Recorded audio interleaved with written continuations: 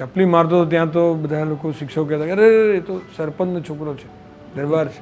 મેં તો ભાઈ વાત સાચી છે, પણ મને તો સહન થતું નથી આ. પણ એટલામાં સરપંચ આવ્યા. રાતોરાત પ્રાથમિક શાળાથી હું નીકળ્યો ત્યારે એનો એક એક થાંભલો પકડીને બાળકો રડ્યા છે. સરકારી શાળા કે જેની અંદર 1 ઇંચનું ઉપર માટીનું મેદાન નથી, એના બાળકો ઇન્ટરનેશનલ લેવલ માટે તૈયાર થયા. તો મારા છોકરાને એવું તો કેવો તૈયાર કર્યો કે ને આટલી બધી સોટી, હું દારૂ પીધેલો હતો ને આટલી સોટી મારી તોય કંઈ બોલ્યું નહીં.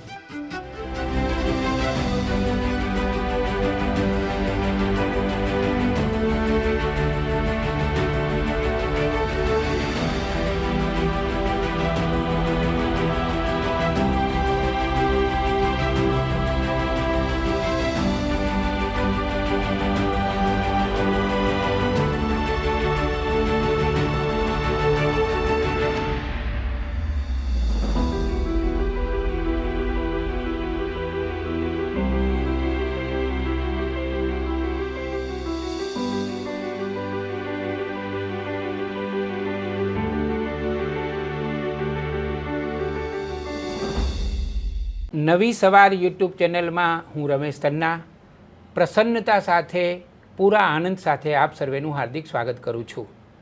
આજથી અમે એક નવી શ્રેણીનો પ્રારંભ કરી રહ્યા છીએ. ગુજરાતમાં પ્રતિબદ્ધ અને આદર્શ પ્રાથમિક શાળાના શિક્ષકોની સંખ્યા ઘણી વધારે છે. આ બધા એવા શિક્ષકો છે જેમના હૃદયમાં બાળક છે. પોતાની જવાબદારી તેઓ હૃદયથી સંભાળી રહ્યા છે. આવા શિક્ષકોનું દસ્તાવેજીકરણ કરવું અને આવા ઉત્તમ શિક્ષકોની વાત વધારે ને વધારે લોકો સુધી પહોંચાડવી એવા પ્રયોજન સાથે અમે આ નવો ઉપક્રમ શરૂ કર્યો છે. અને આજે પહેલા મણકામાં અમે શ્રી મહેશભાઈ ઠક્કરની મુલાકાત કરી રહ્યા છીએ. મહેશભાઈએ લગભગ 38 વર્ષ પ્રાથમિક શાળાના શિક્ષક તરીકે પ્રતિબદ્ધતાપૂર્વક ફરજ બજાવી છે. તમારું સ્વાગત કરું છું. નમસ્તે, ધન્યવાદ. મહેશભાઈએ નોકરી કરી છે એવું હું બોલી ન શકું, કારણ કે એમણે નોકરી કરી જ નથી. તેમણે બાળકોને એટલું બધું સરસ રીતે શિક્ષણ આપ્યું છે કે તેઓ બાળકોમાં ઓગળી ગયા છે. આજે આપણે એમની જે વિદ્યા સફળ રહી એની ઘણી બધી વાતો કરવાના છીએ. મહેશભાઈ નમસ્તે. પહેલાં તો હું તમને અભિનંદન આપું અને શુભકામનાઓ આપું કે હજી હમણાં જ તમે લગભગ 38 વર્ષની તમારી જવાબદારી સાથેની નોકરી હતી એ પૂરી કરી અને હવે તમે નિવૃત્ત છો. આમ તો તમે નિવૃત્ત આવ્યા છો નહીં, પ્રવૃત્ત જ થવાના છો.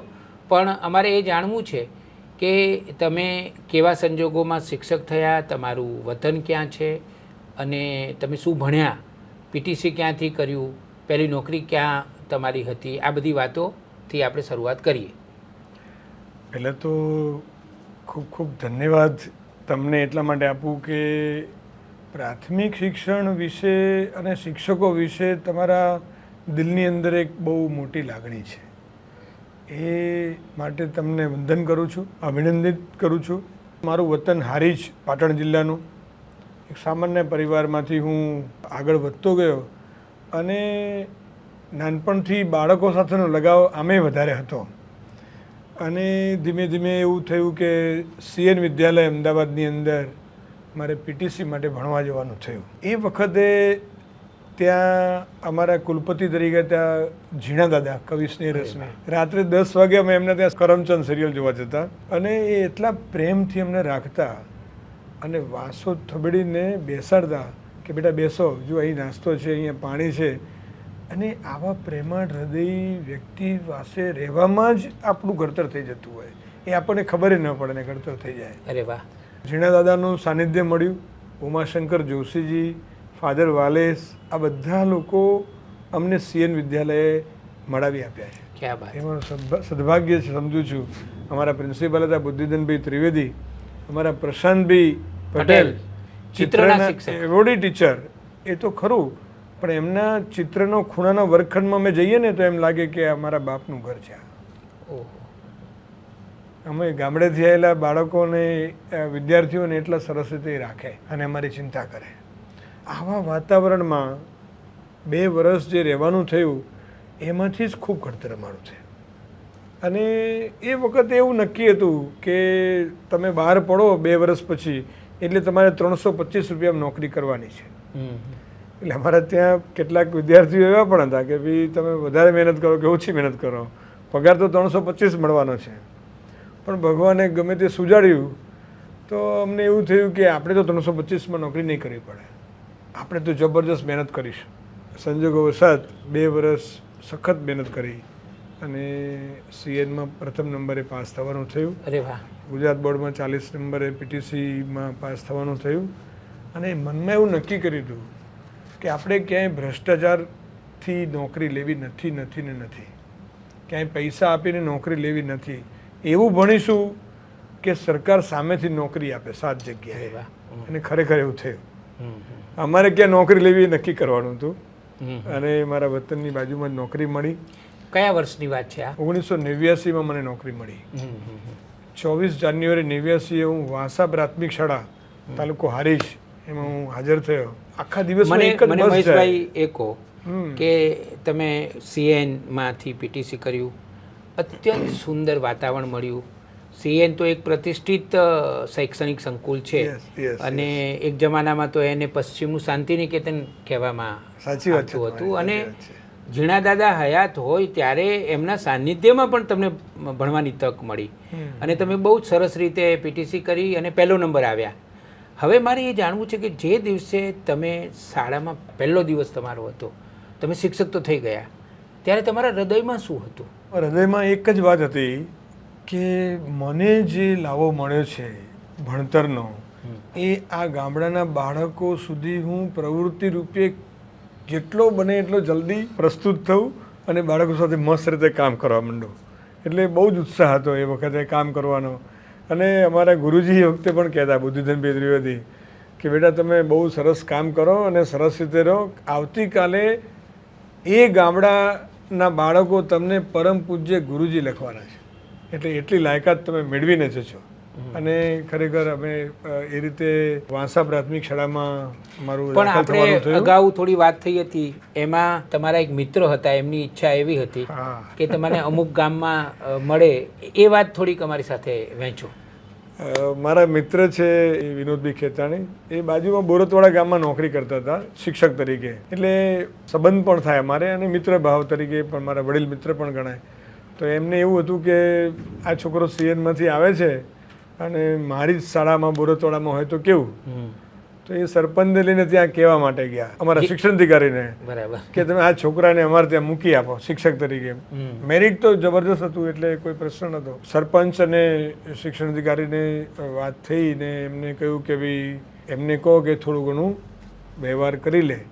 પણ મેં ના પાડી, મેં વ્યવહાર તો હું નહીં કરું. હું એટલા માટે તો સીએનમાં ભણીને આટલા ટકા લાવ્યો છું કે મારે ક્યાંય વ્યવહારમાં ના પડવું પડે. બરાબર છે. અને હું વ્યવહારમાં પડું તો હું ક્લાસરૂમમાં ઊભો કેવી રીતે રહી શકું, વાહ, બાળકોની સામે કેવી રીતે સત્યતા અને પ્રમાણિકતાના પાઠ માટે ભણાવી શકું. વાહ વાહ વાહ, કેટલી મોટી વાત છે. એટલે મારો હાથમાં ડંખતો હતો અને એટલા માટે તો 2 વર્ષ સુધી અમે એક પિક્ચર પણ નહોતું જોયું અને આટલું ભણ્યા હતા કે ફર્સ્ટ નંબરે પાસ થઈએ તો મા બાપને ક્યાંય નીચું ના જોવું પડે કે મારે નીચું ના જોવું પડે અને સરકારને નોકરી અમને આપવી જ પડે, એટલું મનમાં શ્રદ્ધા લઈને અમે ભણ્યા હતા. વાંસા પ્રાથમિક શાળામાં મારી નોકરીની શરૂઆત થઈ. દરબારી ગામ હતું પણ મને ત્યાં બહુ આવકાર મળ્યો. દરબાર લોકોનો અને તમારા વતન હારીજથી થોડું છેટું હતું ને દિવસની એક જ બસ જાય ત્યાં. એટલે મારે વેજાવાળા ઉતરવાનું, ત્યાંથી ચાલતા 3 કિલોમીટર જવાનું અને ચાલતા 3 કિલોમીટર પાછા આવવાનું. એવું 30 મિનિટમાં 3 કિલોમીટર ચાલતો હતો એ વખતે. અને પણ એની એક મજા હતી અને એ બાળકો એટલા બધા ગમતા હતા મને, હું બહુ ખુશ હતો ત્યાં આગળ. પણ મારા બાપુજીનું પછી થોડું આરોગ્યની પ્રશ્ન થયા. હારીજની બિલકુલ બાજુમાં હું રહું તો વધારે સારું, કારણ કે ચોમાસામાં પણ બંધ હોય બસ તો તકલીફ પણ પડતી હતી. પણ મને ગામ લોકો મને જવા ના દીધો. તમારી જે પહેલી નોકરી હતી એમાં તમે ખાસા લોકપ્રિય થયા, પણ એક બનાવ તમારી પાસેથી મેં સાંભળ્યો હતો, આપણું રાષ્ટ્રીય ગીત ગવાતું હતું અને એક વિદ્યાર્થી, એ પ્રસંગ મારે જાણવો છે. એવું થયું કે મારો કદાચ પહેલો જ દિવસ હતો અને પ્રાર્થનામાં બેઠા હતા અને સીએનમાંથી તરોતાજા બહાર નીકળ્યા હતા. યુવાની હતી જબરજસ્ત અને મનમાં એ હતું કે આપણે નિષ્ઠાથીને સિદ્ધાંતપૂર્વક નોકરી કરવી અને રાષ્ટ્રના મૂલ્યો સાથે નોકરી કરવી. તો રાષ્ટ્રગીત ગવાતું હતું અને એ વખતે એક બાળક પોતે તો મસ્તી કરતો પણ બીજા બધા આજુબાજુવાળાને પણ હેરાન કરતો હતો. તો તમે પ્રેમથી મારાથી ધ્યાન રહેવાયું દોર્યું. નહીં, મારાથી રહેવાયું નહીં. મેં બધા આજુબાજુ શિક્ષકોને જોયું પણ એ કોઈ કંઈ કરતું નહોતું. પછી હું સ્ટેજ ઉપરથી નીચે ઉતરી ગયો અને ત્યાં જઈને બાળકને પ્રેમથી કીધું કે તું જરા બરાબર આ રીતે કરે છે બરાબર નથી. હા, પણ એની દ્રષ્ટિ મારી સામે જોવાની હતી એ અલગ હતી, બેફિકરાઈની દ્રષ્ટિ હતી. પછી મારે એને ટપલી મારવી પડી અને ટપલી મારતો ત્યાં તો બધા લોકો શિક્ષકો કહેતા અરે એ તો સરપંચનો છોકરો છે, દરબાર છે. મેં કીધું, "એ વાત સાચી છે પણ મને તો સહન થતું નથી આ." પણ એટલામાં સરપંચ આવ્યા અને એમને એમના દીકરાને ઠપકો આપ્યો કે સાહેબ તમે જે કર્યું છે બરાબર છે અને આ રીતે તમે શિક્ષણ આપજો, અમારા ગામમાં તમારું સ્વાગત છે. એટલે ઘણીવાર મહેશભાઈ એનો અર્થ એ થયો કે આપણે બધા એ શિક્ષકો હોઈએ કે સમાજ સાથે કામ કરનારા લોકો હોઈએ એ ઘણીવાર છે ને આમ બિનજરૂરી રીતે બધું સહન કરી લેતા હોઈએ છીએ. એના બદલે જો સાચું શું છે એના માટે પ્રયત્ન કરીએ તો જે કાલ્પનિક ડર હોય છે એ કદાચ એમાંથી આપણે ઉપર ઉઠી શકીએ. કદાચ વાસ્તવિકતા એ નથી, જુદી જ હોય છે, જુદી હોઈ શકે છે. બરાબર. અહીંયા એ હતું, અહીં હતું અને મને એનો લાભ 3 વર્ષ 5 વર્ષ સુધી જેટલું બી હું ત્યાં રહ્યો મને લાભ પૂરો મળ્યો. અચ્છા. એ લોકોના માડમાં હું જતો, મને એ લોકો આવકારતા અને ખૂબ મને માન સન્માન આપ્યું હતું એમણે. બ્રાહ્મણ સમાજ પણ હતો, સોની સમાજ પણ હતા, બધા લોકો સાથે બહુ ઓળઘોળ રીતે હું સરસ રીતે રહી ગયો હતો. આ તમારી પહેલી જવાબદારી હતી. બરાબર. ખૂબ સરસ રીતે આનંદથી. અને દરરોજ પ્રાર્થનામાં અમે વિવેકાનંદનું એક સુવાક્ય બોલતા અને એની થોડીક નાનકડી સમજણ આપતા. અમારો ક્રમ ત્યાં આગળ હતો. અને વર્ગખંડની અંદર ખોવાઈ ગયું એટલે કંઈ ખબર જ નહીં પડે કે કેટલા વાગ્યા છે ને કેટલા વાગે પીરિયડ પૂરો થાય. એટલે વાર્તા, ગીતો, રમતો બધું જબરજસ્ત અમે લોકો કરતા ગામની અંદર. અને ભૂખ પણ એટલી હતી બાળકોની. તો સાથી શિક્ષકોનો પણ સહકાર મળ્યો, આચાર્યનો પણ સહકાર મળ્યો, ગામ લોકોનો પણ સહકાર મળ્યો. અને છાને છપને નીકળવું પડ્યું મારે બદલી કરાવીને. પછી ક્યાં આવ્યા? હું હારીજની બિલકુલ બાજુમાં દાંતરવાડા ગામ છે ત્યાં આગળ આવ્યો. પણ મને ક્યાંય બદલીમાં મારે 1 રૂપિયો ક્યાંય આપવો નથી પડ્યો. અને તમે આપ્યો નથી? આપ્યો નથી અને આપવો પડ્યો નથી. અને ત્યાં આગળ આવ્યો દાંતરવાડા. તો બિલકુલ સાચું કહું તો ઉકરડા વચ્ચે અમારી સ્કૂલ હતી. જ્યારે તમારી સાથે હું આ થોડી વાર 1-2 દિવસ પહેલાં વાત કરતો ત્યારે મને બહુ જ નવાઈ લાગેલી કે ખરેખર કેવી પરિસ્થિતિ કહેવાય એ જરા વિગતવાર વાત કરો. અમે સવારમાં પ્રાર્થના કરવાની હોય ને 10:30 11 વાગે સ્કૂલ ચાલુ થાય. અમે 10:30 પોણા 11 ત્યાં પહોંચીએ ને સ્કૂલની બહારનું આગળનું આખું બગડેલું હોય. એટલે સવારે બધા લોકો ત્યાં આગળ શૌચક્રિયા કરેલી હોય અને એ પછી અમારે વાળી નાખવાનું. શિક્ષકોને વાળવું પડે? હું વાળી નાખું. અને પછી મને જોઈને 2-4 દીકરીઓ આવી ગઈ, 1-2 છોકરાઓ આવી ગયા, એ લોકો વાળી નાખે. પછી આવું તો ક્યાં સુધી વાળતા રહેશું? પછી એવું લાગ્યું કે અહીંયા તો શિક્ષક આવ્યા છે ને વાળે છે તો લોકો પણ થોડુંક શરમાવા લાગ્યા અને અમે ત્યાં તુલસીના છોડ રોપી દીધા. તુલસીના છોડ માટે જનરલી આસ્થા હોય કે ભાઈ આ ભગવાને ધરાવાય છે તુલસી પ્રસાદ રૂપે, તો આ પવિત્ર છોડ છે ને ત્યાં આપણે શૌચક્રિયા ન કરીએ. અને ગ્રામજનોને સમજાવ્યા પણ ખરા? પછી બધા લોકો બાળકોને સમજાયા. ગ્રામજનોને સમજાવવા નહીં ગયા, પહેલા બાળકોને સમજાયા. બાળકોએ એમના મા બાપને કીધું કે અહીં સરસ મજાની પ્રાર્થના થાય છે, ભગવાનનો દીવો કરીને અગરબત્તી કરીને અમે પ્રાર્થના કરીએ છીએ ને આપણે અહીં આગળ આ બધું બંધ કરીએ. એટલે એમને એમના ભાઈઓ બહેનોને કહ્યું, પપ્પા મમ્મીને કહ્યું, અમારે કંઈ કરવું નહીં પડ્યું. બાળકો જ મારા સંદેશાવાહક હતા. હા, અને બાળકો થકી પરિવર્તન આવ્યું ત્યાં આગળ. અને અત્યારે જો તમે જોશો ને તો એ શાળા તો શ્રેષ્ઠ શાળા બની ગઈ છે. અમે જેટલા વર્ષ પણ ત્યાં કામ કર્યું. તમે કેટલા વર્ષ આશરે ત્યાં કામ કર્યું? મેં 8 વર્ષ કામ કર્યું. અને ત્યાં 8 વર્ષ દરમિયાન તમે નહીં માનો એવું થયું કે CCRT ન્યૂ દિલ્હી મારી ત્યાં પસંદગી થઈ હતી ત્યાં આગળ ટ્રેનિંગ લેવા માટે ઇન્ડિયા લેવલે. તો એમાં હતું રોલ ઓફ પપેટ્રી ઇન એજ્યુકેશન. અચ્છા.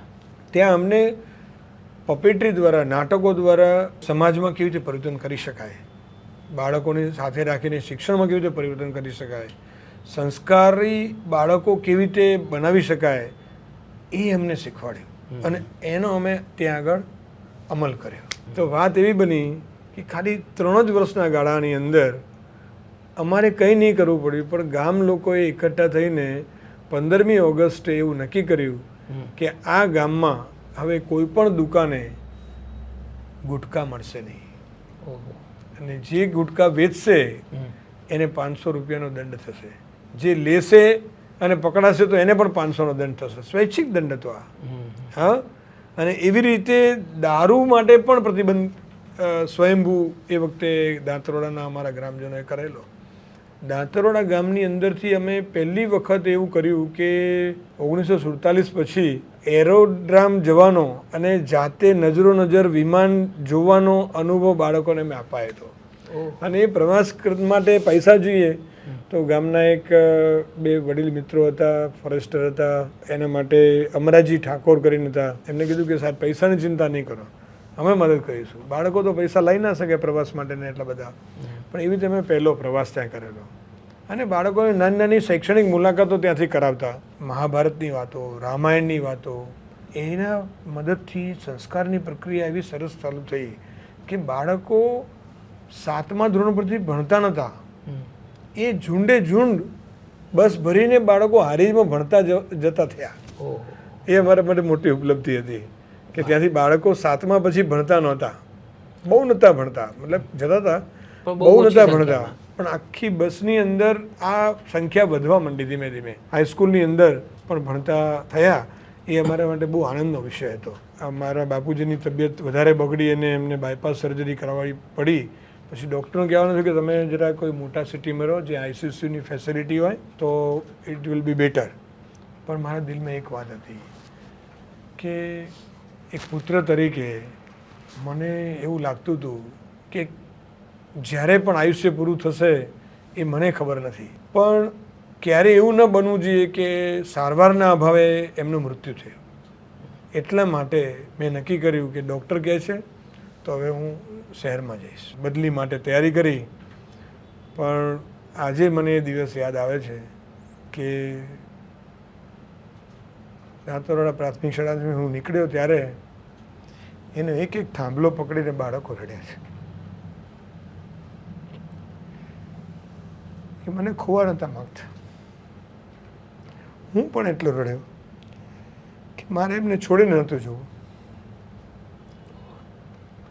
સંજોગો એવા હતા કે મારે નીકળવું પડ્યું. અને એ લોકોએ તો એવું પણ કહ્યું કે અમે ગાંધીનગર જઈએ અને 1000 લોકોની અમે સહી કરાવીને જઈએ કે આ શિક્ષક તમે લઈ ના જાઓ, એ નહીં રાખો.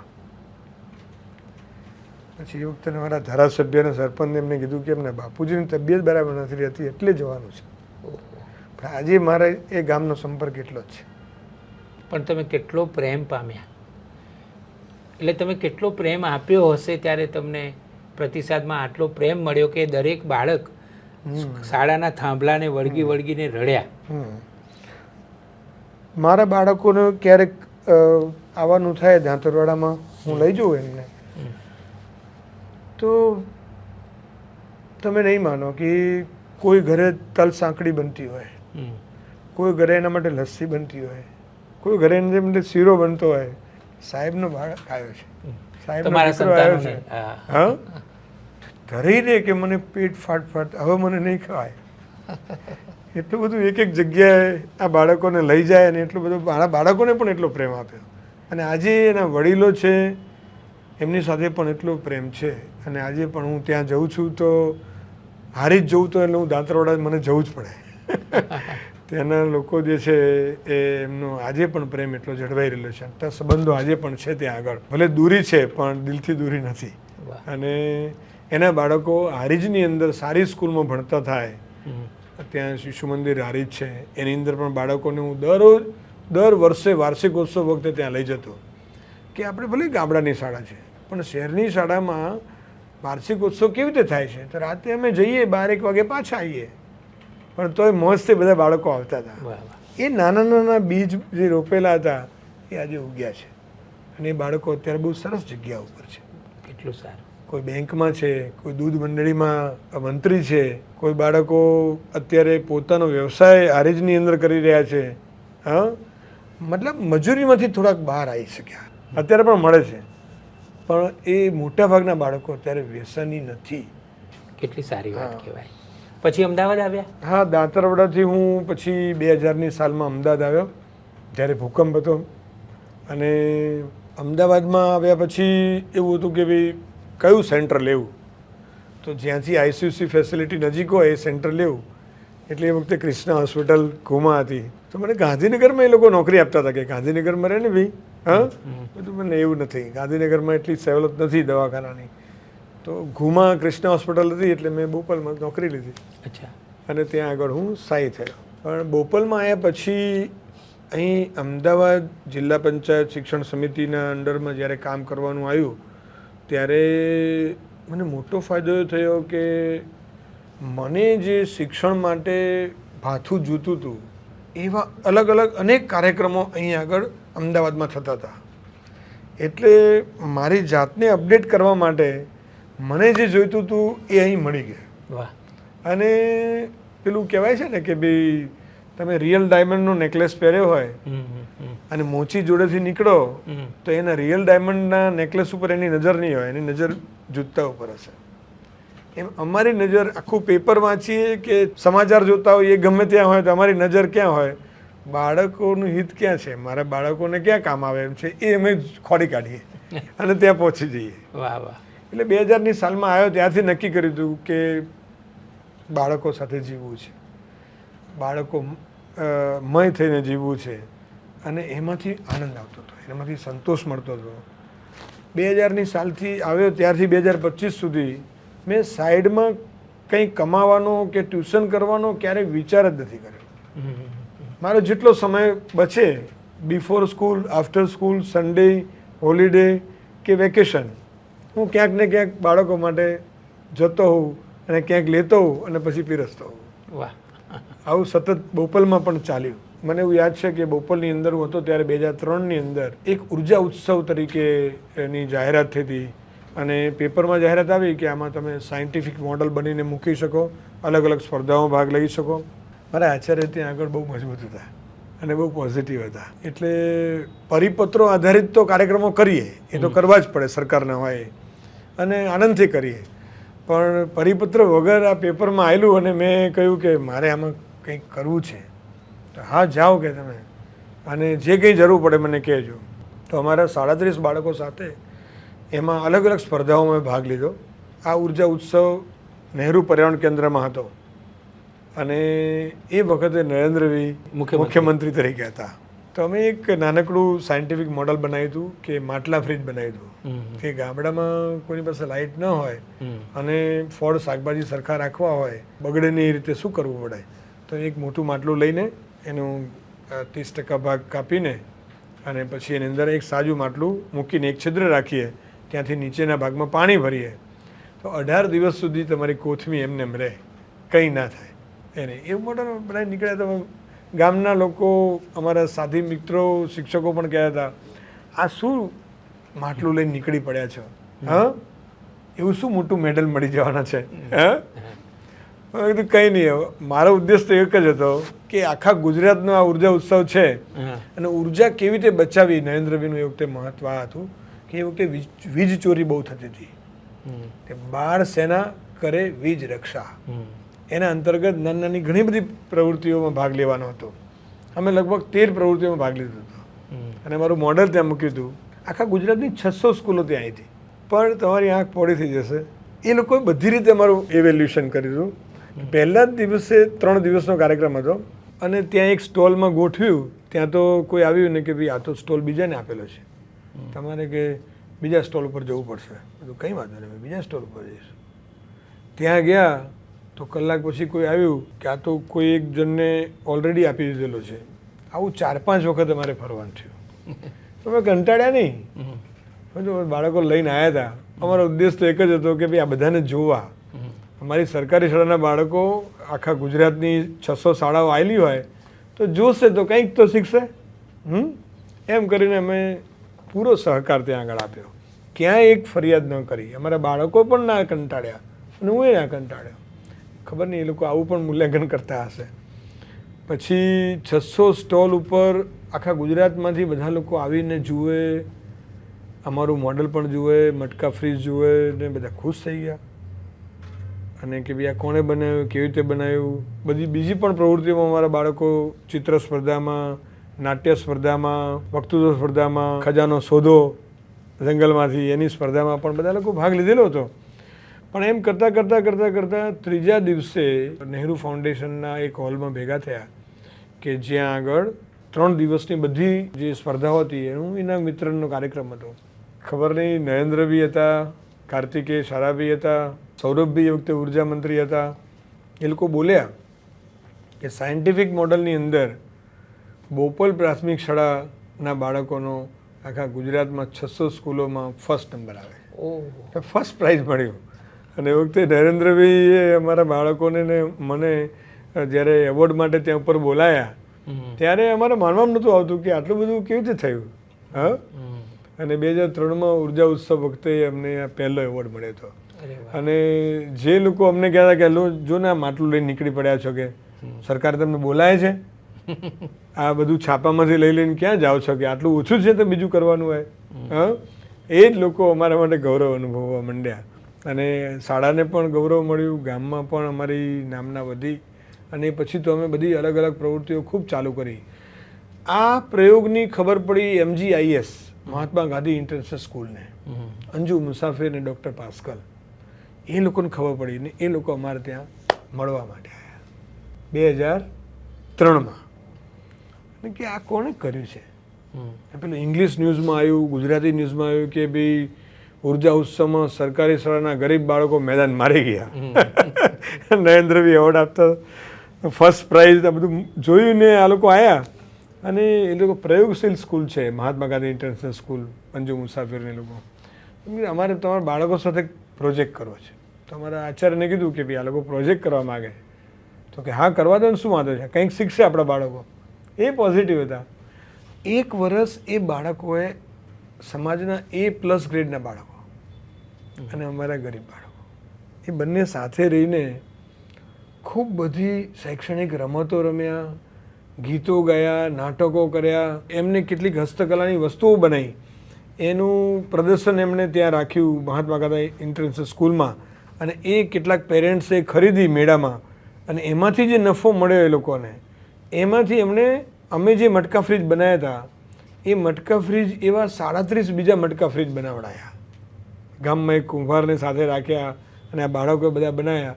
અને ગામમાં 37 લોકોના ઘરે એ મટકા ફ્રીજ વાપરતા કર્યા.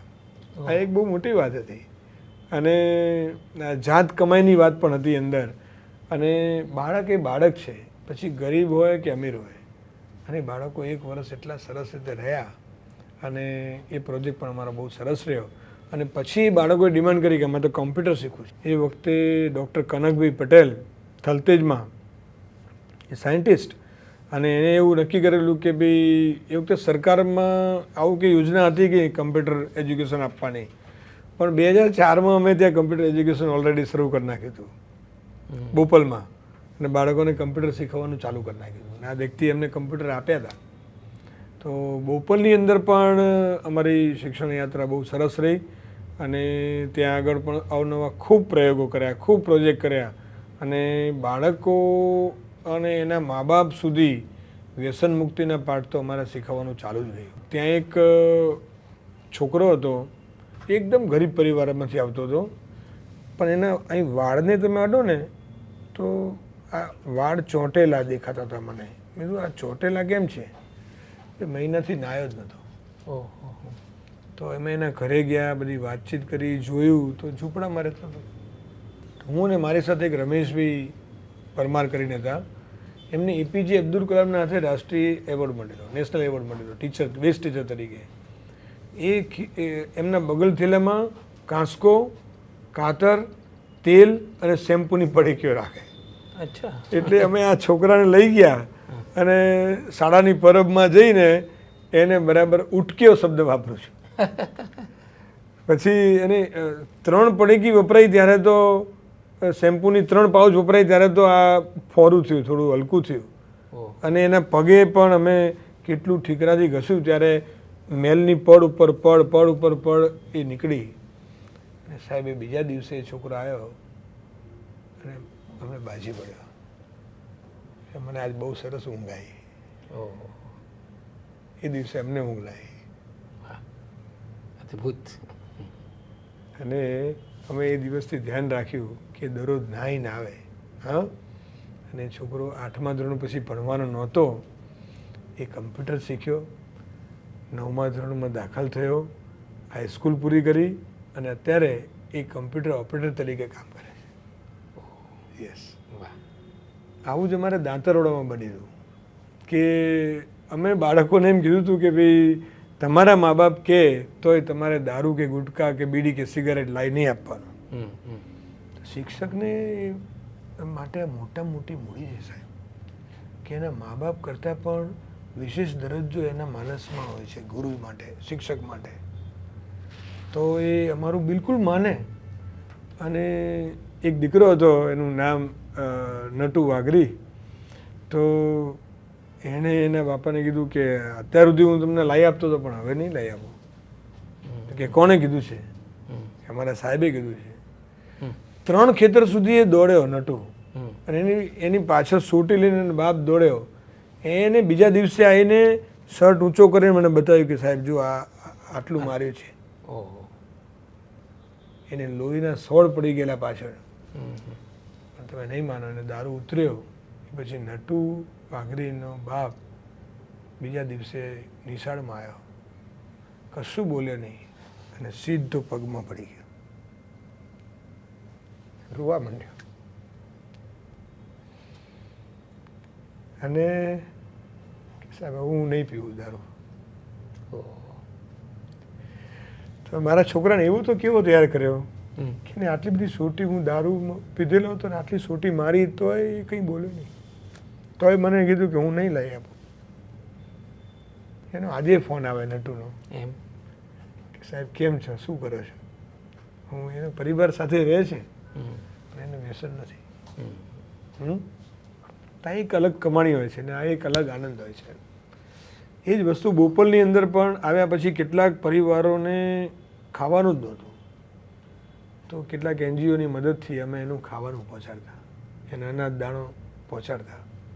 અને એવી રીતે બાળકોને કહેતા કે આજે તમે લઈ લો છો પણ અમે તમને ક્યાં જોવા માગીએ છીએ? આજે આપે છે એની જગ્યા જોવા માગીએ છીએ. ભલે આજે લઈ લો છો, તકલીફ છે લઈ લો છો, પણ આવતીકાલે તમારે આપવાનું છે. અને એનું પ્રોમિસ આમ કરીને અમે લેતા કે બોલ પ્રોમિસ આપ. ભલે 4થા ધોરણનું બાળકો સમજતું હોય છે બધું, એને પ્રોમિસ યાદ રહેતી હોય છે. હા, અને અમારું તો કામ તો બીજ વાવવાનું છે. હવા પાણીને પ્રકાશ મળે ત્યારે ઉગશે એટલે ઉગશે. ખેતરમાં ખેડૂત બધા બીજ વાવે કંઈ ઉગે છે? એ APJ અબ્દુલ કલામે પણ આ જ વાત કરી છે કે શિક્ષકનું કામ બીજ વાવવાનું છે. એને જ્યારે વાતાવરણ મળશે ત્યારે ઉગશે. તો એવી રીતે બોપલની અંદર પણ મેં આ બધું કામ કરતાં કરતાં કરતાં કરતાં હું CRC કોઓર્ડિનેટર બન્યો. ખબર નહીં એ વખતે બધાએ કહ્યું કે આ આટલું કરો છો તો બધી શાળાઓમાં એનો તમને લાભ મળે. પણ સાચું કહું, હું મારી 5 સરકારી શાળાઓ અને બીજી 13 પ્રાઇવેટ શાળાઓનું કોઓર્ડિનેશન મારે કરવાનું હતું. અને હું રહ્યો શિક્ષણનો માણસ અને હું વહીવટી માણસ બની ગયો, ક્લાર્ક બની ગયો. એટલે મેં 2 વર્ષ રાખીને પછી છોડી દીધું. પણ એ વખતે CRC રહ્યું ત્યાં સુધી અમે બધા શિક્ષકો એવું માન્યું હતું કે જો ભાઈ હું CRC નહીં, અને મારું નામ શું રાખ્યું હતું? સહિયારું CRC. એટલે મારે કંઈ કરવાનું હોય એવું ન બને, બધા લોકોનું એ કામ થઈ જાય. અને અમે ટીમ બનાવીને બહુ જ બધા NGOના પ્રયત્નથી ખૂબ બધા બાળકોને, શિક્ષકોને ઇનોવેટિવ બધા પ્રોજેક્ટ્સ આપીને અમે ઘણું બધું કામ કર્યું ત્યાં આગળ. પછી મને એમ હતું કે મારે જો આગળ વધવું હશે તો મને સવાર પાડીની સ્કૂલ જોઈએ. તો બપોર પછી હું મારે બાળકો માટે કે જે શોધવા જેવું છે ને એ જઈ શકું. એટલે હું થલતે જ આવ્યો અને મેં સવાર પાડીની સ્કૂલમાં શિક્ષક તરીકે આવ્યો. અને એ સવાર પાડીની સ્કૂલ હતી, એટલામાં બીજી કોઈ સવાર પાડીની સ્કૂલ હતી નહીં. કે ભલે મને 7 કિલોમીટર દૂર જવું પડે પણ હું ત્યાં જઉં તો બપોર પછી તો હું ફ્રી ને. ફ્રી એટલે મારે કમાવા માટે નહીં, પણ મારે બાળકો માટે જે ઇનોવેટિવ વસ્તુ મારે કરવી હતી એના માટે જે સંપર્કો કરવા પડે, જે કાર્યક્રમોમાં જવું પડે, જોવા જવું પડે, અભ્યાસ કરવો પડે, એના માટે મને એક મોકળું મેદાન મળે, સમય મળે. અને ત્યાં હું રહ્યો થલતેજમાં, અને થલતેજમાં પણ જતા વખતે જ મેં જોયું કે અહીં તો મેદાન પણ નથી. અને 2006માં હું ત્યાં ગયો સાહેબ. 15 દિવસે 1-2 બાળકોને તો મારે સોલા સિવિલ હોસ્પિટલમાં ટાંકા લેવડાવવા માટે જવું પડે, કારણ કે મેદાન હતું નહીં. બાળકો દોડાદોડ કરે, બેન્ચ ઉપર દોડાદોડ કરે, પેલું નીચે પેલા એ બ્લોક નાખેલા એના ઉપર દોડાદોડ કરે, પડે એટલે વાગે એટલે એવું વાગે કે ટાંકા લેવા જ પડે. અને એ ટાંકા લેવા પડે ત્યારે હું એવું માનું કે મારી જવાબદારી એટલી બને કે એના મા બાપ તો મજૂરીએ છે, તો અત્યારે એમને સોંપીને ગયા છે તો એના મા બાપ આપણે. હા, તો મારા બાળકને વાગે તો હું કેવી સારવાર કરાવું? એવી સારવાર માટે હું એને પૈસા વગર સારવાર સારામાં સારી કેવી રીતે થાય? તો સોલા સિવિલમાં ડૉક્ટર મિત્રો સાથે થોડી ભાઈબંધી થઈ ગઈ હતી કે વારંવાર સાહેબ આવે છે, અને એ ઓપરેશન થિયેટરમાં લઈ જઈને બાળક અંદર પગ મૂકે ને તો એમ લાગે કે સારું આમાં મારા પગથી આ ખરાબ નહીં થઈ જાય ને, એટલું સંકોચ સાથે પગ મૂકે ને એવા ઓપરેશન થિયેટરમાં સારામાં સારી રીતે એકદમ માઇક્રો સ્ટીચ લઈને, ઓગળી જાય એવા સ્ટીચ લઈને એ લોકો અમને સરસ કામ કરી આપતા હતા. પણ હું દરરોજ રાત્રે સૂઈ જઉં ત્યારે ભગવાનને પ્રાર્થના કરું કે હે ભગવાન, આનું મને ઉકેલ કંઈક સમજાય. 2006માંથી હું પ્રયત્ન કરતો રહેતો હતો. મને થોડા સમય પછી એક વખતે રાત્રે એવું થયું કે 4-4:30 હું જાગી ગયો, આંખ ખુલી, અને એવું મન સાથે સંવાદ ચાલુ થઈ ગયા કે મહેશ, એટલી ખબર નહીં પડતી તને કે આ કેમ વાગે છે? કેમ વાગે છે? તો કે મસ્તી કરે છે. તો મસ્તી કેમ કરે છે? પણ તો કે આ ઉંમર મસ્તી ના કરે તો શું કરે? એટલી ખબર નહીં પડતી કે આ ઉંમર ભરપૂર શક્તિની છે, એનામાં ભરપૂર ચેતના છે, એને એ ચેતનાને તું યોગ્ય વળાંક આપ, બસ, બીજું કંઈ કરવાનું નથી. તો ભગવાને પ્રાર્થના કરી કે વળાંક આપવા માટે કંઈક તો બતાય રસ્તો. ભગવાને મારી સામે જોયું. 4-5 વર્ષ અલગ અલગ પ્રયોગો પણ કર્યા, પણ 2010માં અમે યુવા અનસ્ટોપેબલ સાથે તો 2006થી જોડાયેલા જ હતા. યુવા અનસ્ટોપેબલ સંસ્થા સાથે એ લોકો અમને ખૂબ મદદ કરતા હતા અમારી શાળાની અંદર. તો 2010માં એક SK બેરિંગ્સ કરીને કંપની આવી એમની પાસે, અને એને કીધું કે અમારે સ્પોર્ટ્સ માટે કામ કરવું છે. અને યુવા અનસ્ટોપેબલમાંથી જે મિત્રો હતા એમને સીધું અમારી આખા અમદાવાદની 400 સ્કૂલો હતી એમાંથી સીધું અમારું નામ આપી દીધું કે આ સ્કૂલની અંદર મેદાન નથી અને આ શિક્ષકને કામ કરવું છે, તો એની સાથે તમે મુલાકાત કરાવીએ. અને એ લોકોને અમે ગમી ગયા અને અમે એમને ગમી ગયા, ખબર નહીં. પછી DPO અમારા મહેતા સાહેબ હતા, મહેશભાઈ મહેતા, બહુ પોઝિટિવ હતા, અને એમણે સાથે રહીને અમારા MOU થયા, કાયદેસરના MOU થયા SK બેરિંગ સાથે. અને પછી તો અમને મોટું મેદાન મળી ગયું.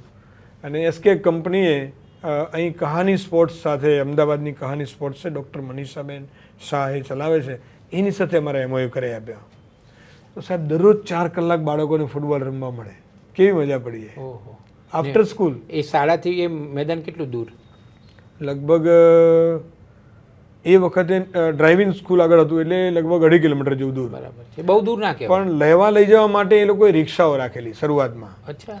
તો એનો એક પ્રસંગ મને બહુ યાદ આવે કે જ્યારે પહેલી વખત લઈ ગયા ત્યાં આગળ, તો બાળકોને ફૂટબોલ ગ્રાઉન્ડ ઉપર એની એક કિટ પહેરાવે, એના ઉપરનું એક નાનકડું કોટ જેવું પહેરાવે.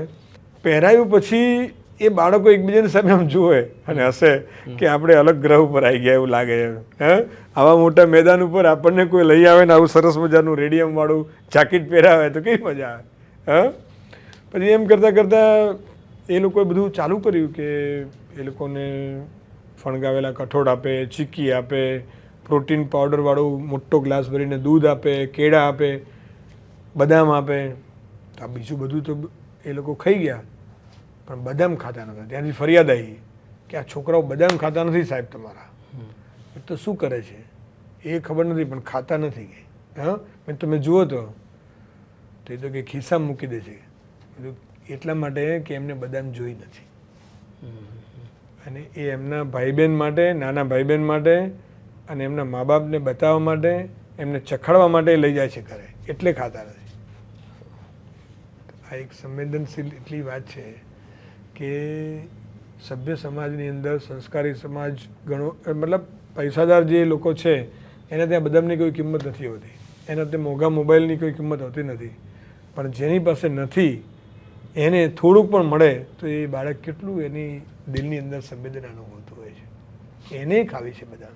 હા, અને એમ કરતાં કરતાં અમારા બાળકો તૈયાર થાય. એ વખતે અમે એવું કર્યું હતું કે અમારી પાસે 1200 બાળકો હતા, 2 પાળીમાં થઈને. બધા બાળકોને કીધું કોને રમવું છે આવી જાઓ. તો 225 બાળકોએ હાથ ઊંચો કર્યો કે અમારે ફૂટબોલ રમવું છે. હા, તો 225 બાળકોને 3.5 મહિના સુધી જબરજસ્ત રમાડ્યા. તો એ રમતા રમતા પછી એમાંથી સિલેક્શન થતાં થતાં સ્ક્રીનિંગ કરતાં 87 બાળકો રહ્યા. એ 87 બાળકોને પણ જબરજસ્ત રગદોડ્યા. દરરોજના 4 કલાક જબરજસ્ત ફૂટબોલ રમે અને કોચિસ પણ મારા નેશનલ લેવલના 37 બાળકો રહ્યા. એ 37 બાળકોને હવે તમે સાંભળજો કે અમે આ સિલેક્શન એવી રીતે કર્યું હતું કે કોનામાં શું પડ્યું છે. આમાં મેં એક મંત્ર સાંભળેલો, સંસ્કૃત સુભાષિત, અમંત્રમ અક્ષરમ નાસ્તિ, નાસ્તિ મૂલમ અનૌષધમ, અયોગ્ય પુરુષો નાસ્તિ, યોજક તસ્ય દુર્લભ. આ દુનિયામાં એવો એક પણ અક્ષર નથી કે જેમાંથી મંત્ર ના બને. અમંત્રમ અક્ષરમ નાસ્તિ, નાસ્તિ મૂલમ અનૌષધમ. આ દુનિયામાં એક પણ વનસ્પતિ એવી નથી એનું મૂળ કે જેનામાંથી એના મૂળમાંથી કોઈ દવા ના બને, કોઈ ઔષધિ ના બને. આપણે ઘાસ ઉપર ચાલીએ છીએ પણ આપણને ખબર નથી કે ઘાસના મૂળમાંથી પણ ઔષધિ બને છે, આપણને ખબર નથી, બને તો છે. હા, એવી રીતે અયોગ્ય પુરુષો નાસ્તિ. આ દુનિયામાં એવો એક પણ વ્યક્તિ અયોગ્ય નથી કે જે કોઈ પણ કામનો ના હોય, એનામાં કંઈક વિશેષતા ના હોય. એકને એક વિશેષતા એનામાં હોય જ છે. આપણે ખાલી કહીએ છીએ કે એવરી ચાઇલ્ડ ઇઝ યુનિક, એ કહેવા પૂરતું નથી. એક એક બાળકમાં કંઈક પડ્યું છે, માત્ર એને શોધી કાઢવાનું હોય છે. અને શોધવા માટે અલગ અલગ આયામોની જરૂર પડે શિક્ષક તરીકે. અને એ આયામો કરવાથી જ્યારે એ મળી જાય અને એ બાળક જાતે શોધી શકે, એ પછી એને યોગ્ય પ્લેટફોર્મ આપવાનું હોય. અમે આ કામ કર્યું. અમારી સાથે અમે 27 NGOને જોડ્યા છે અને 1750 આપના જેવા સજ્જન વ્યક્તિઓને જોડ્યા છે એક સરકારી શાળા સાથે કે જે આ બાળકોની ચિંતા કરે છે. જે બાળકોને સ્પોર્ટ્સમાં રસ છે એવા ફાઇનલ થાય, એ બાળકોને સ્પોર્ટ્સના NGO સાથે અમે જોઈન કરીએ. જે બાળકોને વિજ્ઞાનમાં રસ છે બધાને કહીએ કે એક પ્રયોગ કરી લાવો, ગમે તે પ્રયોગ કરી લાવો, જ્યાંથી જુઓ હોય, જ્યાંથી શીખવો એ છૂટ છે, એ કરીને લાવે. પછી એને ચકાસી કે એનો સિદ્ધાંત એને ખબર પડે છે ખરી. હા, અને એ ચકાસીએ એમાંથી અમે નક્કી કરીએ અને એ બાળકોને વિક્રમ સારાભાઈ કોમ્યુનિટી સાયન્સ સેન્ટરમાં મૂકીએ. એની ફી ગામના સાયન્ટિસ્ટ ભરે, સીધી ત્યાં ભરી દે. અમારે ક્યાંય પૈસા કોઈની પાસેથી હાથોહાથ લેવાના નથી, હાથોહાથ કોઈને આપવાના નથી. હા, આ એક પારદર્શિકતા અમારી પહેલેથી રહી છે. તો એવી રીતે આ 37 બાળકો સિલેક્ટ થયા. એની 13 મહિના સુધી સતત ટ્રેનિંગ ચાલી. અમારા રવિવાર, અમારા તહેવાર, અમારું વેકેશન બધું અમે આપી દીધું. અને એ બાળકોના મા બાપ સાથે પણ સતત મળતા રહીએ, 1-to-1 કાઉન્સેલિંગ કરતા રહીએ. એક પણ બાળક કોઈ વખત મોડું પડ્યું હોય, એના મા બાપ પી ગયા હોય તો કેટલીક વાર ગાળો દે. રાતે 12 વાગે જવું પડે ઘરે. હા, સતત ફોન ચાલતા હોય તો ઘરમાં પણ કહે કે આ શું છે તમારે, નિશાળ વળગાડીને આવ્યા છો? હા, કે ઘરે નિશાળ ચાલુ રહે છે. પણ અમે એવું માનતા હતા કે ભાઈ એના મા બાપ અમે છીએ. અને આમ કરતાં કરતાં તમે નહીં માનો, 13 મહિનાની સતત ટ્રેનિંગની અંદર અમારી જે આ ટીમ હતી સ્કૂલની, બોયઝ અને ગર્લ્સની, અંડર 14 બોયઝ અને ગર્લ્સ, એ લોકો ફૂટબોલની અંદર તાલુકા લેવલ ફર્સ્ટ, જિલ્લા લેવલ ફર્સ્ટ, રાજ્ય કક્ષાએ ફર્સ્ટ આવ્યા, નેશનલ લેવલ ફર્સ્ટ આવ્યા અને ઇન્ટરનેશનલ લેવલ માટે સિલેક્ટ થયા. શું વાત કરું છું!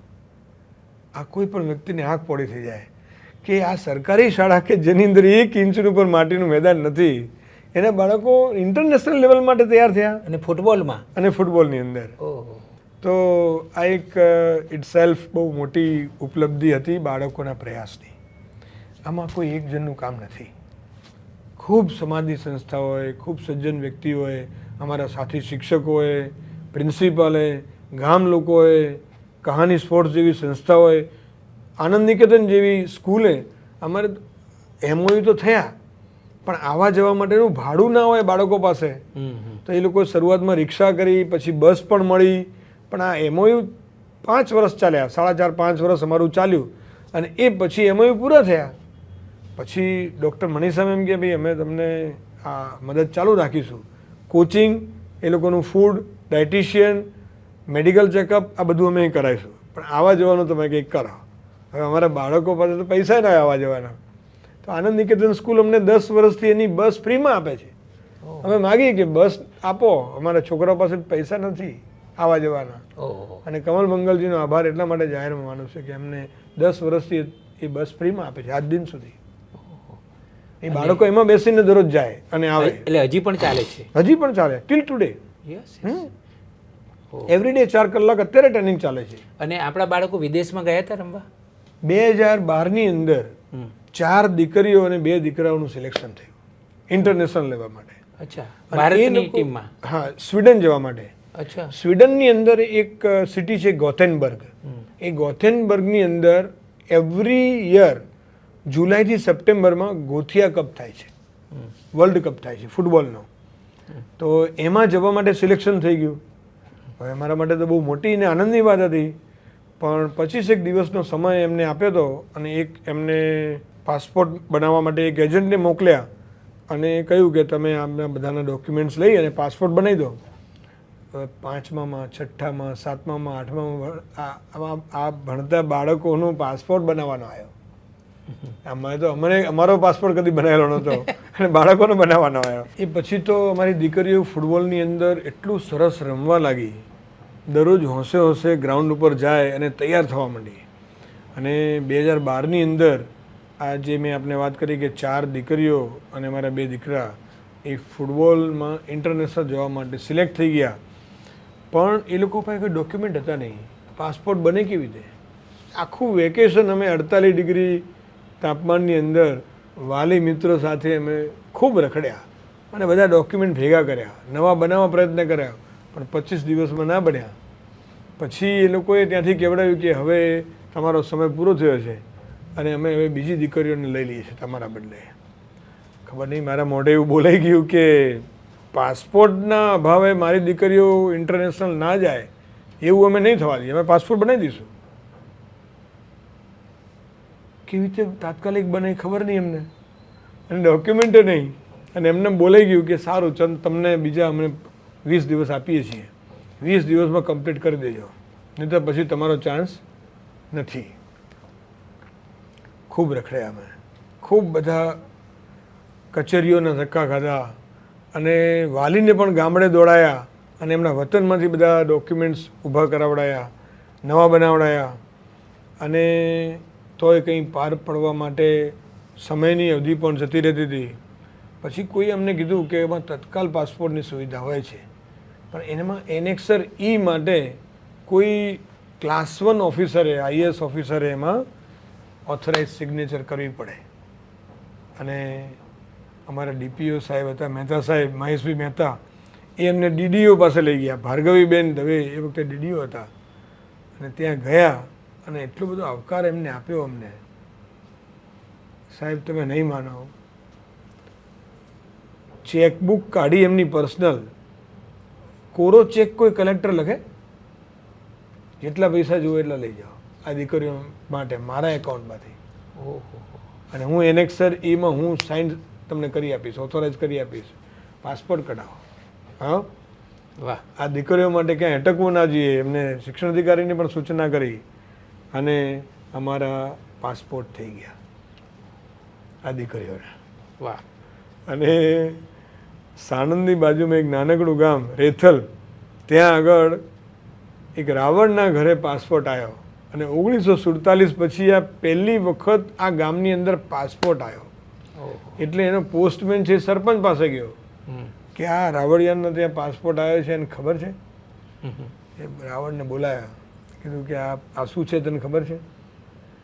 તેની માએ, આ દીકરીની માએ શું કીધું, બીજું તો કાંઈ મને ખબર નથી પડતી, પણ આ મારી દીકરીની બલૂનની ટિકિટ છે. અને આવા કે સ્વીડન રેલવેમાં જતા કેટલી કલાક થાય એવું પૂછનાર વાલીના બાળકોને ખૂબ સમજાઈ કરાવીને કાઉન્સેલિંગ કરીને કેટલાક લોકોએ બાળકોના વાલીને એવું પણ ભરમાયા કે જોજો આ શિક્ષકને રવાડે ચડતા નહીં, છોકરીઓ વિદેશમાં જઈને વેચી દેવાય છે. ઓહો. તો એ વખતે પણ અમને આકરું પડ્યું, આટલું બધું કામ કર્યા પછી પણ અડચણો આવી. ઓહો. પણ સાહેબ અમારા માટે એટલું આશીર્વાદરૂપ વાત હતી કે એ દીકરીના વાલીએ એના માલિકને, જ્યાં એ સિક્યુરિટી તરીકે નોકરી કરતો હતો, એ 10 વર્ષથી નોકરી કરતો હતો, એના માલિકને એને કીધું તમે ગમે તે કહો પણ મારા શિક્ષક, મારી દીકરીના જે શિક્ષક છે એના ઉપર મને વિશ્વાસ છે. વાહ વાહ. હા. અને રીતસર આટલી બધી રજાઓ પડી એટલે એની નોકરી છૂટી ગઈ. એના માલિકે એને કાઢી મૂક્યો. એ અઠવાડિયું ખાધા પીધા વગર રહ્યો અને પછી ફરી એને અમે નોકરી બીજી અપાઈ. વાલીઓએ પણ આટલી મદદ કરી છે. હા. અને એ દીકરીઓ ત્યાં ગઈ અને એક દીકરીને માટે તો એવું હતું કે એના મા બાપે કોર્ટમાં છૂટાછેડા માટે અરજી કરેલી હતી. હવે એનો વિઝા કેવી રીતે કઢાવો? વિઝા પ્રોસેસમાં તો મા બાપ જોઈએ અને પાછું 24 કલાક દારૂ પીતા હોય. તો સવારે 5 વાગે એના પપ્પા નર્સરીમાં સૂતા હતા અને હું ગયો અને એમને મેં ગાડીમાં બેસાડી દીધા અને 5 વાગ્યાથી બપોરે 12 વાગ્યા સુધી અમે એને લઈને ફર્યા બધે. સવારે 5 થી બપોરે 12 સુધી અને નાસ્તો કરાયો, જમાડ્યું અને પછી બપોરે 12 વાગે વિઝા ઓફિસમાં એમને રજૂ કર્યા અને એમને કીધું કે તમે દીકરીના માટે સારું ના કરી શકો તો કંઈ નહીં પણ ખરાબ તો ના કરો. એની છૂટાછેડાની અરજી પાછી ખેંચાવડાવી. કીધું તમે પછી છૂટાછેડા કરજો, આ દીકરી જઈને આવે પછી. વાહ વાહ વાહ વાહ મહેશભાઈ વાહ, કેવી રોમાંચક અને અદ્ભુત. સામે પથરા મારે એટલી બધી પોઝિશનની અંદર અમે સવારે 5 વાગે દીકરી લઈને ગયા અને એના બાપનો હાથ લઈને દીકરીના માથે મુકાયો કે આની અંદર લોહી કોનું વહે છે? કે મારું લોહી છે. હા. અને માણસ તૈયાર છે સહી કરવા. હા. તો એ છોકરી ત્યાં સ્વીડન જઈને એ ત્યાં મેન ઓફ ધ મેચ બનીને આવી. ઓહો વાહ.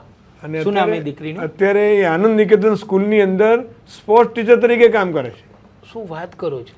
ટીચર બની ગઈ છે અને મસ્ત રીતે કામ કરે છે. પોતાની શેરીમાંથી, નાનકડા ઘરમાંથી એ જ્યારે ટીચર તરીકે આનંદ નિકેતન સ્કૂલમાં નીકળે ત્યારે એના મા બાપનો કેટલો કોલર ઊંચો થાય. હા.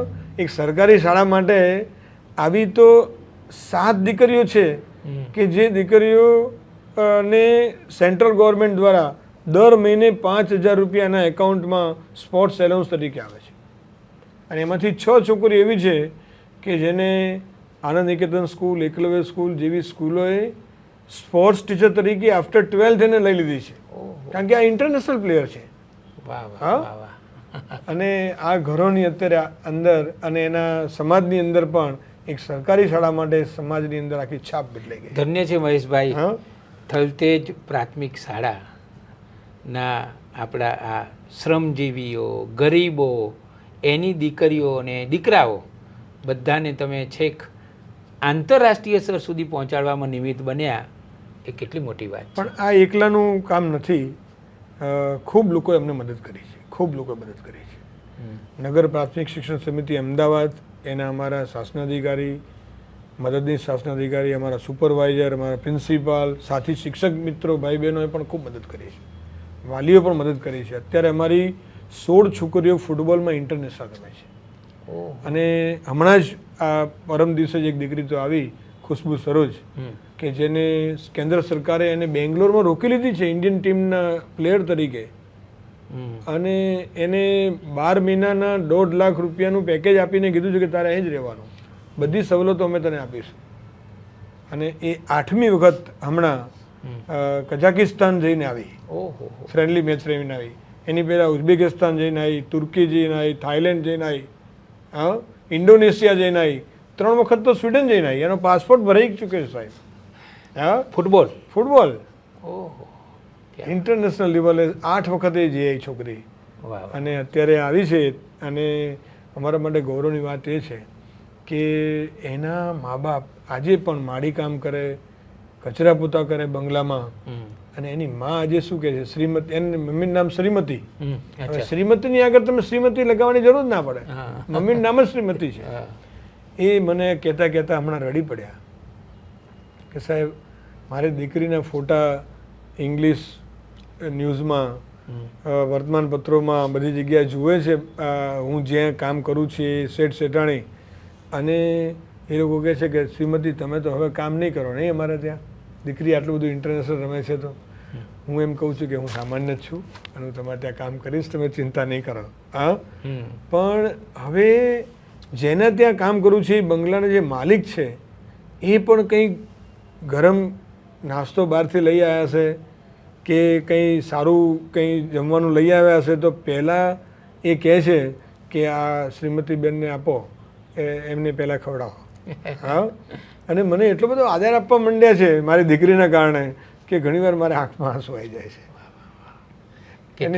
એની માં એવું કહે છે તો કે ઘણીવાર મારી આંખમાં આંસુ આવી જાય છે. તો મહેશભાઈ, એનો અર્થ એ થયો કે આ જે આપણા બાળકો છે, આ બધા આપણે જેને ગરીબ કહીએ છીએ અથવા તો થોડાક સાધારણ પરિવારોના, શ્રમજીવી પરિવારોના, સેવા વસ્તીના, ગામડાઓના, તો આ બધા બાળકોને જો વાતાવરણ આપવામાં આવે તો શિક્ષણનું અદ્ભુત પરિણામ આવી શકે, ચમત્કાર થાય. ચમત્કાર 100% થાય. આવી રીતે અમે વિજ્ઞાનમાં બાળકોને તૈયાર કર્યા.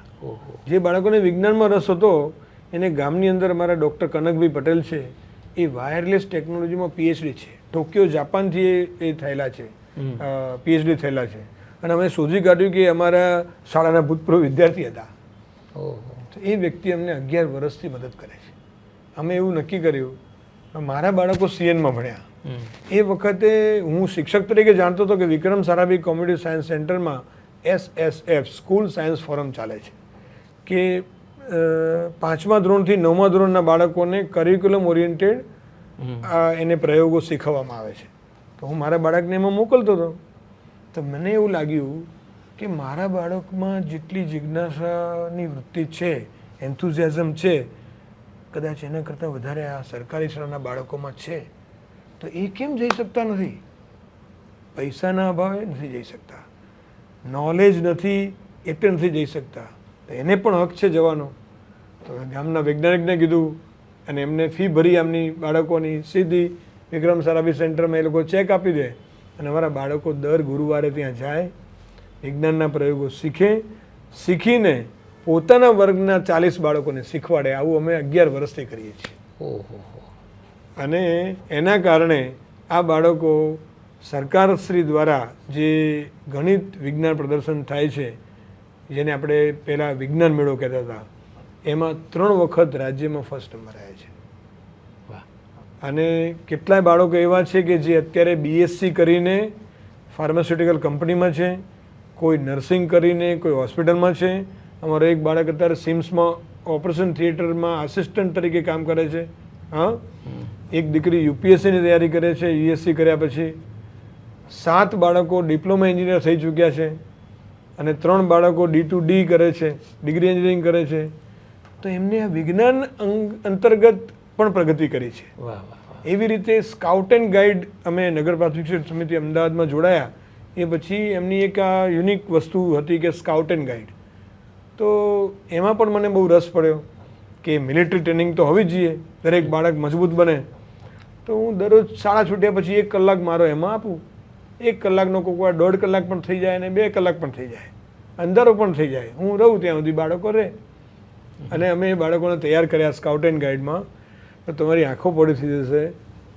માનનીય નરેન્દ્રભાઈ મોદી સાહેબના સ્વાગતથી માંડીને, ભૂપેન્દ્રભાઈના સ્વાગતથી માંડીને, IAS અધિકારી હોય કે જૈન મુનિ હોય, એમના સ્વાગતમાં અમે બેન્ડ લઈને જઈએ, સ્કાઉટ બેન્ડ લઈને, અને ધમધમાપૂર્વક સરસ સ્વાગત કરીએ બાળકો. કેટલાક લોકો એમ કે જો ને આ બેન્ડવાળા નીકળી પડ્યા છે. હા, તો ત્યારે હું અંદરથી એમ કહું કે અમે બેન્ડવાળા નથી. આ બાળકોને અમે લઈ જઈએ અને લાઇનમાં ઊભા રાખીએ તો અમે એમને કહીએ છીએ કે આજે આપણે જેનું સ્વાગત કરીએ છીએ, તો આજે હું તમને ક્યાં જોવા માગું છું? તો તરત મારા બાળકો અહીં બેઠો છું ને, તમે જઈને પૂછશો તો કહેશે કે જેમનું સ્વાગત કરીએ છીએ ને એમની જગ્યાએ સાહેબ તમે અમને જોવા માગો છો. વાહ વાહ વાહ. હા, એટલે આવતીકાલે આપણે એવા બનવાનું છે કે જેમનું સ્વાગત થાય છે એવી રીતે આપણું કાલે સ્વાગત થાય. વાહ. અને આ બાળકો 2 વખત નેશનલ લેવલે સ્કાઉટ એન્ડ ગાઈડમાં સિલેક્ટ થયા અને જઈ આવ્યા. એવી રીતે અમે કમ્પ્યુટરમાં પણ બાળકોને તૈયાર કર્યા. હમ, હમ. પ્રયાસ ગ્રુપ ઓફ કોશિશ એક મહિલાઓનું ગ્રુપ છે અમારું, પ્રયાસ એક કોશિશ. તો એમાં લગભગ આજથી 10 વર્ષ પહેલાં એ બહેનો જે છે રાજપથ ક્લબના મેમ્બર છે, લેડી મેમ્બર છે. અને એમને નક્કી કર્યું કે આપણે ગરીબ બાળકોને મદદ કરવી છે. તો ખેતરમાં જે મીણિયામાં બાળકો રહેતા હતા એમને એ લોકો દર મહિને રાશન આપતા હતા, કીટ આપતા હતા. હું ત્યાંથી પસાર થયો, બધી વાત કરી, કીધું તમે આ તો આપવાનું ચાલુ રાખો, પણ તમે 1 મહિનાનું આપશો તો આ લોકો 15 દિવસમાં ખાઈ જશે. પણ એને પગ ઉપર ઊભા કરીએ, પગભર કરીએ અને શિક્ષણ આપીએ. સંમત થયા. અને 10 વર્ષ પહેલાં એમને પૂછ્યું કે કેવી રીતે કરીએ, અમે એક શિક્ષક રાખી દઈએ પગારથી અને એ ભણાવશે. કીધું ના, એવી રીતે નહીં. તમે રાશન આપો છો તો આ લઈ લેશે કે નહીં? એવી રીતે જ્ઞાન આપશો તો એ લઈ લેશે. કે અમે કદી ભણાયું નથી ને, તો એકવાર શરૂ કરો. અને એમને શરૂ કર્યું. એ યજ્ઞ 10 વર્ષથી ચાલે છે, 11મું વર્ષ છે. સમાજના કરોડપતિ બહેનો, જે 4 બહેનોથી શરૂઆત કરી હતી, એ અત્યારે 47 બહેનો હતા, પણ અત્યારે હાલ 30 બહેનો છે. કેટલાક બહેનો પોતાના બાળકો સાથે પરદેશ જતા રહ્યા છે, પણ 30 બહેનો અત્યારે એક્ટિવ છે. અને દરરોજ પોતાના 2 કલાક કાઢીને બિફોર સ્કૂલ, આફ્ટર સ્કૂલ આ બહેનો, કરોડપતિ બહેનો અમારા બાળકોને ભણાવે છે. કોમ્પ્યુટરની તાલીમ આપે છે? નહીં નહીં, બધું જ, બધા જ વિષયો ભણાવે છે. ઓહો. હા. અને એમાંથી એક બેન છે આ પ્રાચી મેમ, એ પોતાની મેથ્સ એકેડેમી ચલાવે અને આખો આ કાર્યક્રમ વંદનાબેન, શીતલબેન, આ બધા બહેનો ખૂબ સરસ કામ કરે છે. અને એક હેતલબેન છે, એ વસ્ત્રાપુરમાં પોતાની IELTS માટેની એ ટ્રેનિંગ સંસ્થા પણ ચલાવે છે, કમ્પ્યુટર એજ્યુકેશન માટેનું સેન્ટર ચલાવે છે. તો એ અમારા બાળકોને દર શનિવાર એ એમનું સેન્ટર અમારા બાળકો માટે હોય. અને અમારા બાળકો ચાલતા જાય અને ત્યાં કમ્પ્યુટર શીખે. કેટલું અને આવીને શાળામાં બીજા બાળકોને શીખવાડે. IIM અમદાવાદ દ્વારા આ પ્રોજેક્ટ જે કમ્પ્યુટર એજ્યુકેશનનો છે એ એમને એમની સાઇટ ઉપર મૂક્યો છે. અને અમારા ઘણા બધા બાળકો અત્યારે IT કંપનીમાં જોબ કરે છે, કમ્પ્યુટરનું જ્ઞાન મેળવ્યા પછી. તો આવી રીતે કોમ્પ્યુટરમાં પણ બાળકો તૈયાર થયા, સ્કાઉટ એન્ડ ગાઈડમાં પણ બાળકો તૈયાર થયા. એવી રીતે ચિત્રકલામાં જે બાળકોને કામ કરવું હતું એમાં શનિ રવિ અમે ચિત્રકલાના ક્લાસ ચલાવ્યા. તો આજે પણ ચાલે છે. આનલબેન કરીને છે, એને એક દીકરી છે, પણ એને જોયું કે મારી દીકરી માટે હું કલાકના 500 રૂપિયા આપીને ચિત્ર શીખવાડવા માટે એક્સપર્ટ ટીચરને બોલાવું છું, તો આ બાળકો માટે ના બોલાવું. વર્ષે દાડે લાખેક રૂપિયા એ ચિત્રના મટીરિયલ પાછળ ખર્ચે. અને આ બાળકોને ચિત્રકલામાં પણ જે ઇન્ટરમીડિયેટ ને એલિમેન્ટરી એક્ઝામ આપવાની હોય છે એમાં અમારા બાળકો A ગ્રેડ લાવતા થયા. અને પહેલું વખત એવું બન્યું સરકારની અંદર, સરકારી શાળાની અંદર, કે આ સરકારી શાળાના બાળકોએ જે ચિત્રો બનાવ્યા હતા એનું હઠીસિંગ વિઝ્યુઅલ આર્ટ ગેલેરીમાં પ્રદર્શન થયું સાહેબ. અને 27,000 રૂપિયાના ચિત્રો લોકોએ ખરીદ્યા પણ ખરા. યસ. કેટલી વાતો છે મહેશભાઈ. એક શિક્ષક જો જવાબદાર હોય અને નક્કી કરે તો જે પણ પરિસ્થિતિ છે એ જ પરિસ્થિતિમાં રહીને પણ કેટલું બધું મોટું કામ થઈ શકે.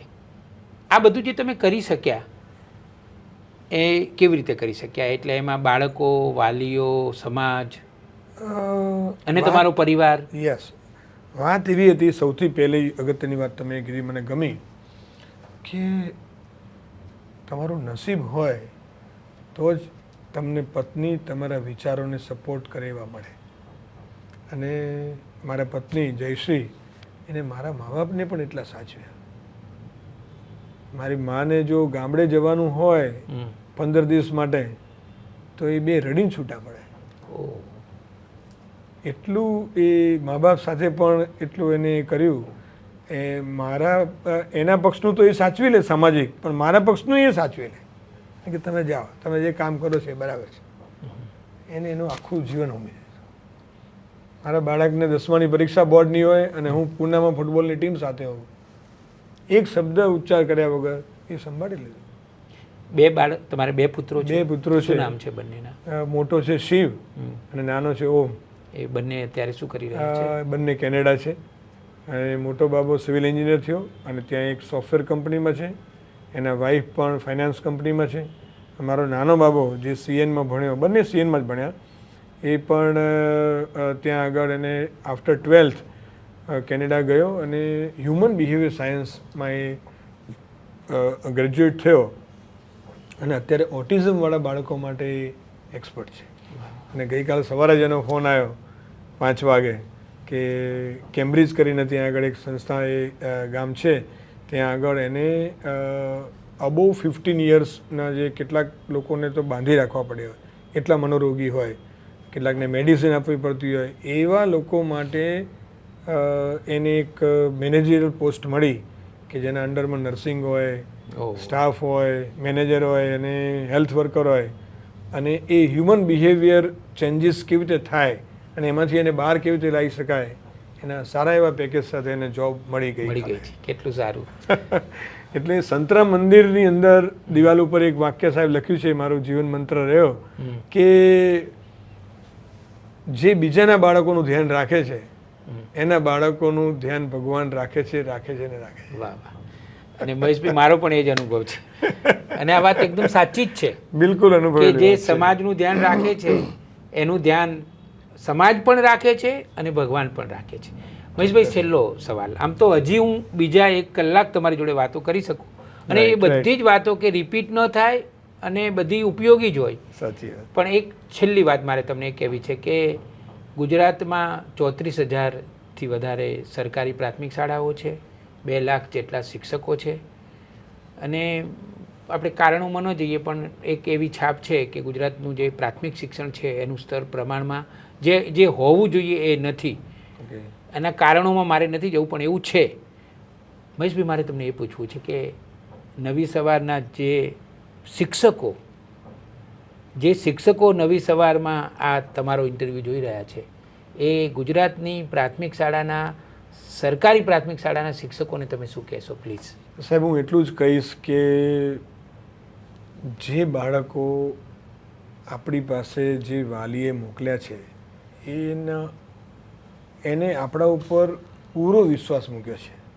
જ્યારે કોઈ વ્યક્તિ આપણા ઉપર પૂરો વિશ્વાસ મૂકે છે 100%નો, ત્યારે આપણી જવાબદારી 500%ની થઈ જાય. અને એ એક વખત હું માની લઉં કે આ મારું બાળક છે, પછી કંઈ ઉણપ રહેતી નથી. અને એક બાળકની એક કહાની છે અને એક બાળકમાં કંઈક વસ્તુ પડી છે કે જે યુનિક છે, જે બીજા બાળકથી અલગ પાડે છે. મને મોટું કામ જો શિક્ષણનું લાગતું હોય તો એ જ લાગે છે કે એ બાળકમાં શું પડ્યું છે એ શોધવામાં એને મદદ કરવી અને આપણે જ પણ જાણી લેવું અને પછી એને પ્લેટફોર્મ આપીએ છીએ. એકદમ અદ્ભુત આશ્ચર્યજનક પરિણામો અમને મળ્યા છે. અને બાળકો કે એના વાલીને પણ અપેક્ષા હોય કે કલ્પના હોય એના કરતાં ઉચ્ચતમ કક્ષાએ બાળકો પહોંચ્યા છે, અત્યારે પહોંચી રહ્યા છે. અને મને આગળ પણ જીવનમાં આ જ કરવાની ઈચ્છા છે. હું નિવૃત્તિમાં પણ હજી પ્રવૃત્ત રહીશ અને બાળકો માટે કામ કરતો રહીશ.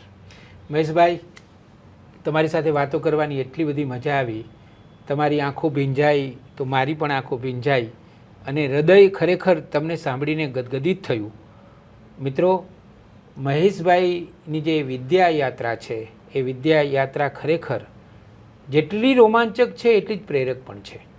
મહેશભાઈ, અમે નવી સવાર તરફથી આપને ખૂબ ખૂબ અભિનંદન આપીએ છીએ, વંદન કરીએ છીએ તમને અને ભગવાનને પ્રાર્થના કરીએ છીએ કે તમને નિરામય દીર્ઘાયુ આપે અને જે તમારી શક્તિઓ છે અને તમારો જે અનુભવ છે એનો ગુજરાત માટે વધારે ને વધારે ઉપયોગ થઈ શકે એવું વાતાવરણ પણ તમને સર્જી આપે, કારણ કે એ ગુજરાતના હિતમાં છે એવું હું અંગતપણે માનું છું. નવી સવારે આ કે નવી શ્રેણી શરૂ કરી છે. ગુજરાતના જે પ્રાથમિક શાળાના શિક્ષકો પ્રતિબદ્ધ છે, આદર્શ છે, એવા શિક્ષકોનું દસ્તાવેજીકરણ અમે કરવા માગીએ છીએ. તમારી આજુબાજુમાં પણ આવા કોઈ શિક્ષક હોય તો મહેરબાની કરીને તમે અમારું ધ્યાન દોરજો.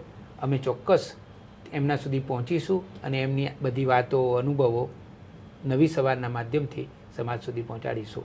મહેશભાઈ, તમે નવી સવારના સ્ટુડિયોમાં આવ્યા અને અમારી આ નવી શ્રેણીના શ્રી ગણેશ કરાવી આપ્યા એ માટે હું તમારો ખૂબ ખૂબ આભાર માનું છું. હું પણ ખૂબ આભાર માનું છું કે તમે શિક્ષકો અને સરકારી શાળાના બાળકો માટે હૃદયની આટલી ઊંડી લાગણી ધરાવો છો અને આ બાળકો માટે કંઈક કરવા માટે તમે જીવનમાં પ્રવૃત્ત થયા છો એ જાણીને મને બહુ આનંદ થાય છે અને પ્રેરણા મળે છે કે ભાઈ શિક્ષણ જેમનો સીધો વિષય નથી, પોતે શિક્ષક નથી કે શિક્ષણ સાથે સંકળાયેલા નથી, એક પત્રકાર તરીકે તમે છો ત્યારે પણ તમે શિક્ષણનું આટલું મહત્ત્વ સમજ્યા છો, તો સમાજ માટે પણ એક બહુ મોટી પ્રેરણાદાયી વાત છે. ખૂબ ખૂબ આભાર. ખૂબ લોકો આમાંથી પણ પ્રેરણા લેશે કે એક આ પોઝિટિવ વિચાર કોઈ પણ વ્યક્તિ કરી શકે છે અને એના માટે આ બાળકો અને બાળકોના હૃદય એ એમને મળવા માટે આતુર છે. આપનો ખૂબ ખૂબ આભાર.